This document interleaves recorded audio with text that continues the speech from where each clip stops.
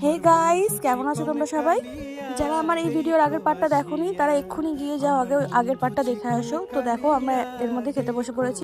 আর প্রথমেই ভাত, একটা শাক, তারপরে শুক্তো দিয়েছে, আর এখন ডাল, আলু ভাজা। এই দেখো সবাই খাচ্ছে। আর এইভাবে ডালের মধ্যে লেবু চিপে খাওয়ার মজাটাই জাস্ট আলাদা।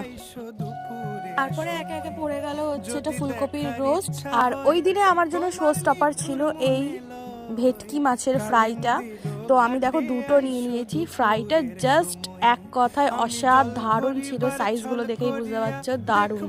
আর তারপরে এখানে পড়ে গেল পোনা মাছের কালিয়া কিছু একটা হবে। আর আমি খুবই আস্তে খাই, আর এক হাতে ভিডিও করতে গিয়ে আমার ঠিক মতো খাওয়াটাও হচ্ছিল না, তাই জন্য আমার পাতটা দেখো সবই পড়ে আছে কিছু না কিছু। তারপর চলে এলো পাবদা মাছ, একে একে চাটনি, আর এই যে আমার সব থেকে ফেভারিট নলেন গুড়ের রসগোল্লা। শীত পড়ে গেছে তো এখন তো নলেন গুড়ের রসগোল্লা হবে, তারপর সবশেষে মিষ্টি দই। তো এই ছিল আজকের ভিডিওটা ভালো লাগলে অবশ্যই একটা লাইক করে দাও। দেখা হচ্ছে পরের ভিডিওতে।